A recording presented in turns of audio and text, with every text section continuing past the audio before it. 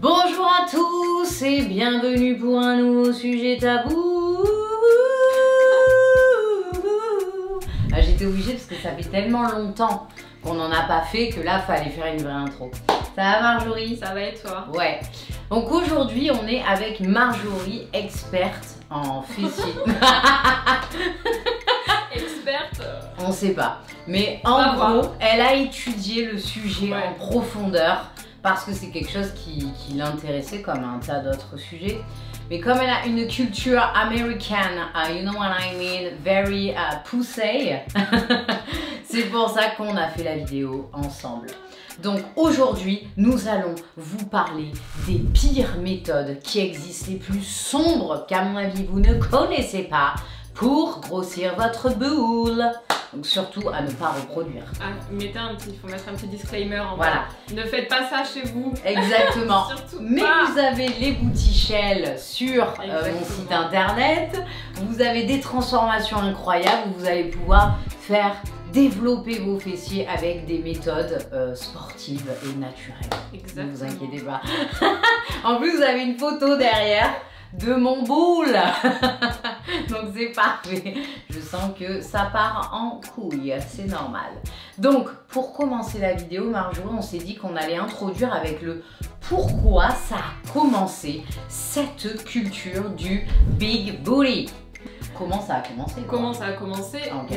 On se rappelle tous quand même que dans les années 80, 90, tout ce qui était à la mode, c'était les femmes qui étaient très fines, les modèles. Kate Moss. Exactement, qui étaient très skinny. Et c'était vraiment le modèle, et si t'avais des formes, genre rejeté de la société. T'étais pas dans le mood, quoi. T'étais pas à la mode. C'est vrai. Et après, à partir des années 2000, il y a vraiment cette culture afro-américaine qui est arrivée avec le hip-hop, avec tous les chanteurs afro-américains qui ont commencé à faire des clips avec des filles de plus en plus en forme, et plus les années ont passé, on voyait des fesses, et toute cette culture-là en fait est arrivée à nous au final, et c'est devenu une norme entre guillemets d'avoir un gros fessier. Maintenant, il y a des choses à faire et des choses à ne pas faire pour obtenir un gros fessier. Donc voilà, c'est à la mode. Je peux comprendre en fait parfois que j'en viens sur un sujet un petit peu qui fait débat, mais pour moi c'est un peu relié, que la femme noire, elle se sente un peu meurtrie de deux façons. Première façon, si en gros elle n'a pas un gros boule, elle est un peu rejetée de sa communauté. Moi je le sens au niveau de mes clientes aussi, de mes élèves en coaching, où j'ai senti ce truc là.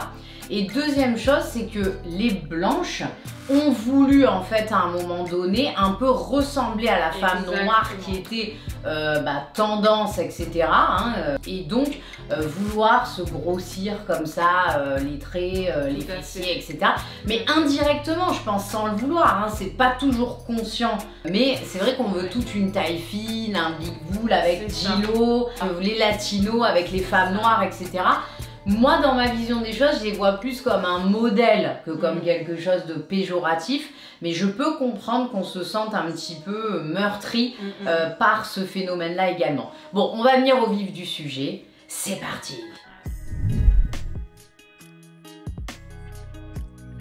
Le premier phénomène dont on va parler, je pense que ça va être les injections de Cubor. Parce que moi, c'est le truc qui m'a le plus choqué. S'il vous plaît, gros disclaimer, ne faites pas ça à la maison parce que c'est pas possible, vraiment. C'est facile à faire, mais s'il vous plaît, ne faites pas ça chez vous. C'est issu d'un reportage qui a été fait chez Vice. Et ils ont plein de reportages, ils font plein de reportages hyper intéressants à regarder honnêtement.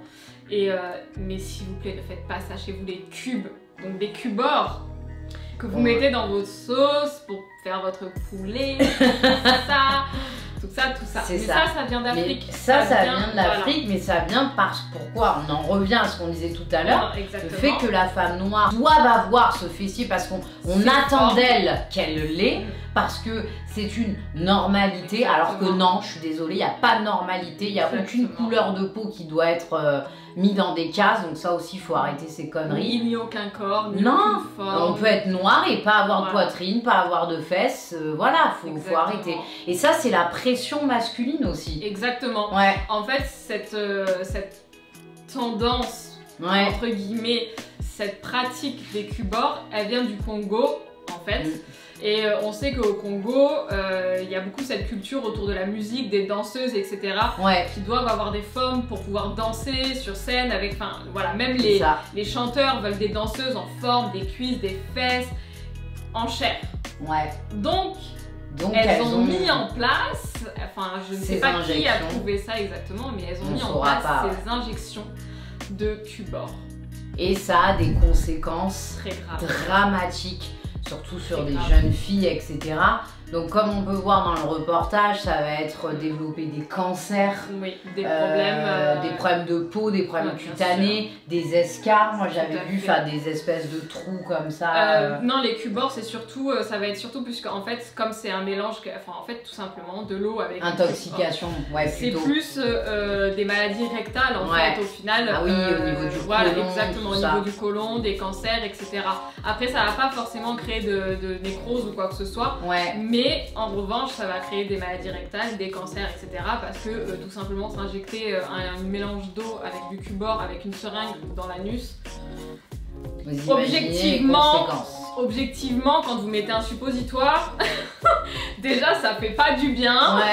Donc s'injecter ça, je pense que ça doit pas faire du bien. Mais on n'est pas là pour juger, c'est-à-dire que nous on a une certaine culture en France de la connaissance de certaines choses, et il y a d'autres pays où ils savent pas forcément certaines choses et où ils en savent d'autres que nous on sait pas, c'est vice versa. Mais là on n'est pas là pour juger, on est là surtout pour parler des dangers.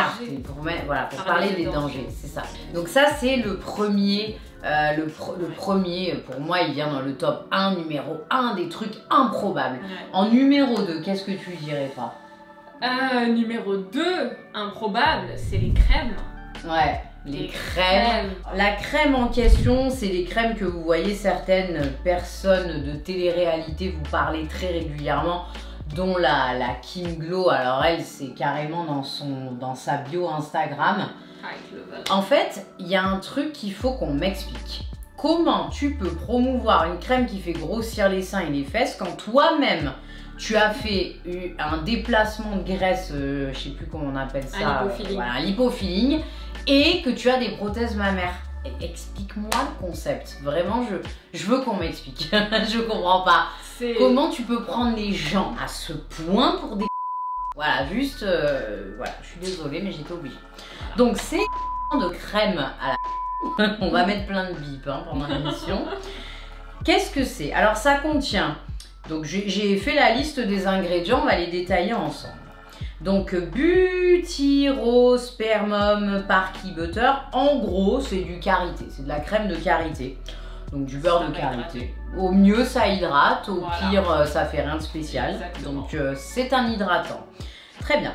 Le deuxième, l'huile de paraffine, donc qui est un adoucissant filmogène, donc dérivé du pétrole par contre, donc un petit peu pas top, mais souvent utilisé pour le maquillage, les hydratants, etc. Donc j'en utilise certainement sans forcément le savoir dans tous mes cosmétiques. Je suis pas du tout dans le cosmétique parfait, moi, pas du tout. Donc la paraffine liquide, donc c'est ce qui est dans ces crèmes-là, est utilisée pour les peaux en général à problème, pour lisser, voilà, pour les bienfaits de la peau, etc. Bon, jusque-là, rien de fou. Après, on a Hydrogenated Peanut Oil. Bah, en gros, c'est de l'huile de... Enfin, peanut, cacahuète, voilà. De la pâte d'arachide. Tout à fait. Donc, pareil, c'est un adoucissant, assouplissant. Voilà, on peut utiliser pour des mélanges intimes. Donc ça, je ne savais pas. D'ailleurs, c'est sur un site INCI Beauty. Vous avez en fait tous les détails si vous, par exemple, vous intéressez à la cosmétologie. Vous tapez un nom quand vous avez votre liste d'ingrédients, vous ne savez pas ce que c'est, vous allez sur ce site, c'est officiel. C'est un site officiel où en fait on vous dit si c'est dangereux, pas dangereux, qu'est-ce que ça contient et à quoi ça sert. Bon voilà, je vous le dis au cas où. Donc beauté de la peau, peau en bon état, super. Ensuite, on a quoi? On a du tocopherol, donc c'est un composant de la vitamine E. Donc les propriétés antioxydantes. Voilà, donc en gros, ça c'est tous les ingrédients quasiment qui se retrouvent dans la majorité de ces crèmes-là. À quel moment il y a quelque chose qui est volumateur? On cherche encore. À part vous hydrater la peau, ça ne fait rien. Donc ce n'est pas dangereux. Certains peut-être contiennent des ingrédients qui vont être cancérigènes. Exactement. Ou des, comment on appelle ça déjà, des perturbateurs endocriniens. Voilà, ça il y en a, c'est sûr. Pas peut-être pas dans celle-là que je vous ai présentée, mais dans d'autres oui. Mais à part ça, il n'y a rien quoi. Il n'y a rien qui va gonfler. Le beurre de karité, ça fait pas gonfler. Ça va hydrater. Dans tous les cas, de toute façon, une crème n'est pas censée pénétrer en profondeur. Il faut savoir qu'au niveau de la peau, vous avez 3 couches. L'épiderme, le derme et l'hypoderme. Une crème est censée pénétrer au maximum jusqu'à l'épiderme, voire derme. Mais c'est tout, ça n'ira pas plus en profondeur. Donc à quel moment ça peut faire gonfler quelque chose? Je ne vois pas. Donc toutes les photos avant, après que vous voyez, c'est crème. Je rentre mes fesses et je sors mes fesses. Pour la majorité, c'est ça. C'est une question de posture. Mais exactement. Vraiment. De toute façon, c'est une question de posture à 8000%. Oui. Et le pire, c'est que ces crèmes sont vendues et promues par des personnes qui ont fait de la chirurgie. Mais toutes. Il n'y en a pas une qui en parle, qui nous fait un réel avant-après sur elle, qui nous montre le résultat. D'ailleurs, si vous regardez bien, elle ne l'applique jamais sur elle. C'est bizarre quand même. Tu mets en avant un produit et on te voit jamais l'appliquer. Alors après, cette crème-là, elle a des composants qui sont quand même assez neutres, on va dire, entre guillemets. Celle-là, ça va. Il existe des choses, parce que ça fait longtemps que ça existe, ces crèmes pour faire gonfler les fesses, les seins. Je me rappelle même encore quand j'étais, je sais pas, je devais avoir 18, dans les boutiques afro. Dans les boutiques afro à Paris, tout ça. Je voyais des choses, mais c'est pas possible. Non. Et c'est vrai qu'il y en a certains qui doivent contenir effectivement des ingrédients qui sont cancérigènes. C'est ça. Voilà. Celle-là, voilà. Donc dans tous les cas, ça ne sert à rien. Dans le meilleur des cas, ça ne sert à rien. Dans le pire, il y a des merdes à l'intérieur. Voilà. Mais ne perdez pas votre temps ni votre argent. Croyez-moi, s'il y avait des crèmes qui faisaient gagner du volume, je n'aurais plus de travail. C'est réglé. La seule chose qui peut vous faire gagner en volume, c'est la chirurgie, si c'est pas le sport. Donc, troisième méthode incroyable pour prendre du volume au niveau des fessiers. Alors, bien sûr, il y a la chirurgie. Oui. Quand elle est bien faite, ça peut faire attention au choix de son chirurgien, exactement, au bon endroit, à la bonne clinique, etc. Mais il existe aussi les injections. Ouais. Alors, en France, je ne sais pas si ça existe. Voilà. Acide hyaluronique? Non, c'est pas des injections d'acide hyaluronique. En France, ça existe bien sûr légalement des injections pour faire gonfler les fesses. Je sais, ça existe. Je sais pas exactement quel produit est à l'intérieur de cette. En France, c'est de l'acide hyaluronique. Oui, en France, c'est de l'acide. Et en Colombie, par exemple, j'imagine que tu vas nous parler peut-être de ça. Plutôt aux US, Colombie, etc. Je n'ai pas vraiment étudié le sujet, en toute honnêteté, mais plus aux US. Il y a des personnes qui font ça illégalement et qui font des injections de produits. Laissez-moi sortir la liste. Je croyais que tu allais dire des produits détergents. Non, pas des produits détergents, mais on y est presque. On y est presque. Ouais. Et notamment, je vous dirais certaines stars qui ont déjà fait ça et qui voilà, je vous en parlerai après. Mais donc qui injectent dans ces injections donc illégales du ciment, de l'huile de voiture, du silicone, du mastic, et tous ces produits-là se déplacent dans le corps. Seigneur Jésus. Donc est-ce que ça correspond à la photo que je t'ai montrée tout à l'heure? Donc on va vous mettre une petite photo floutée parce que c'est immonde. Exactement. Mais ça c'est une Miss Univers que je t'ai montrée. Ouais. Et oui, ça se fait beaucoup en Colombie, dans les pays latinos, etc. Ça se fait énormément aussi. Ne jamais faire d'injection dans des endroits que vous ne connaissez pas ou par des personnes qui ne sont pas aptes à faire ça, qui n'ont pas les bons produits, vous ne connaissez pas les produits, etc. Ne jamais faire ça. Même Cardi B, qui est donc une rappeuse qu'on connaît très bien maintenant en France, quand elle a démarré dans le milieu du strip, parce qu'elle était stripper avant d'être rappeuse. Pareil, la tendance, hein, c'est d'avoir des grosses fesses, donc elle n'avait pas d'argent pour aller chez un chirurgien et se faire injecter ou se faire un lipofilling ou ce genre de choses, donc elle a fait des injections illégales. Et elle-même en a déjà parlé. Bon, maintenant elle a l'argent pour se faire tout ce qu'il faut, mais elle s'est fait faire ça dans un endroit très sombre à New York. Et ce sont des injections de produits, comme vous avez pu l'entendre, qui ne sont pas du tout naturels. Du ciment, du mastic. Et tous ces produits-là vont se déplacer dans votre sang.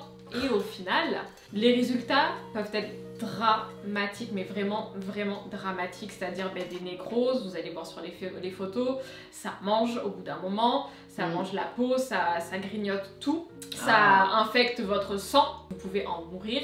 De toute façon, une esthéticienne ou un professionnel qui n'est pas un médecin ne peut pas pratiquer de la médecine esthétique, ni de la chirurgie esthétique. On a résumé le truc, celles qui vous font des injections même dans les lèvres et tout, mais qui ne sont pas des chirurgiens esthétiques, ce n'est pas légal. Pourquoi? Parce qu'une esthéticienne, justement, elle ne peut pas dépasser l'épiderme. Voilà, pas d'aiguille en fait. Voilà, pas d'aiguille, exactement. Tout simplement. Quand on n'a pas l'argent et qu'on a un objectif en tête, soit on économise et on se fait un truc propre, vaut mieux même faire des prothèses, mais un truc carré chez un bon chirurgien qui va pouvoir vous suivre. S'il y a un problème, il peut vous réopérer, etc.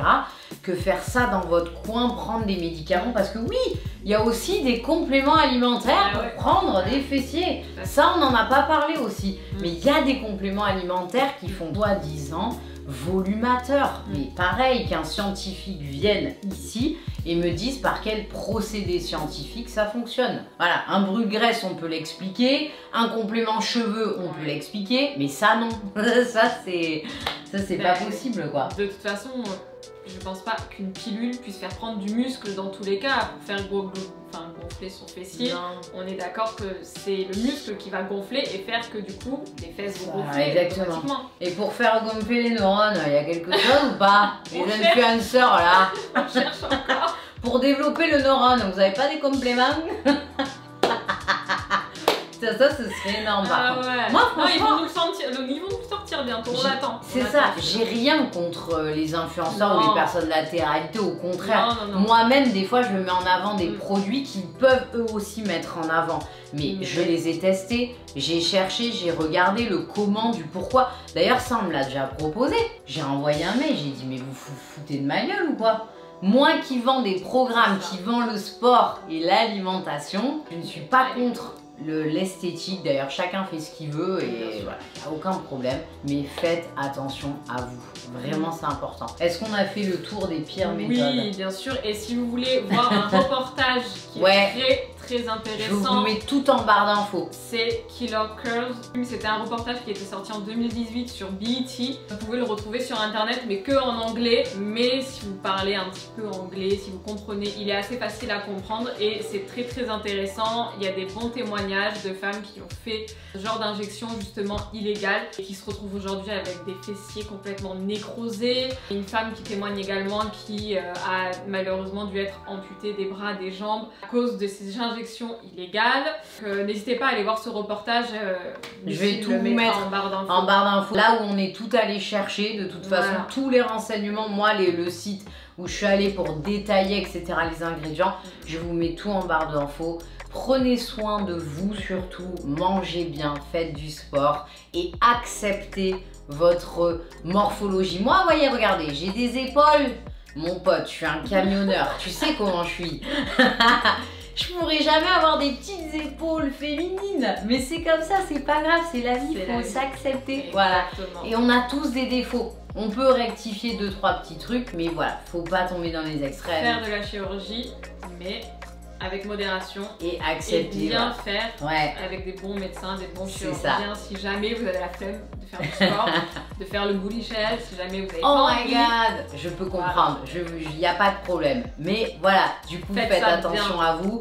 Suivez-moi sur les réseaux sociaux, sinon vous allez louper pas mal de choses. Instagram, mettez-nous un petit pouce quand même en avant. Commentez, allez-y, lâchez-vous tout ce que vous voulez, il n'y a pas de souci. Dans le respect et on se dit à très vite pour une nouvelle vidéo. Ciao.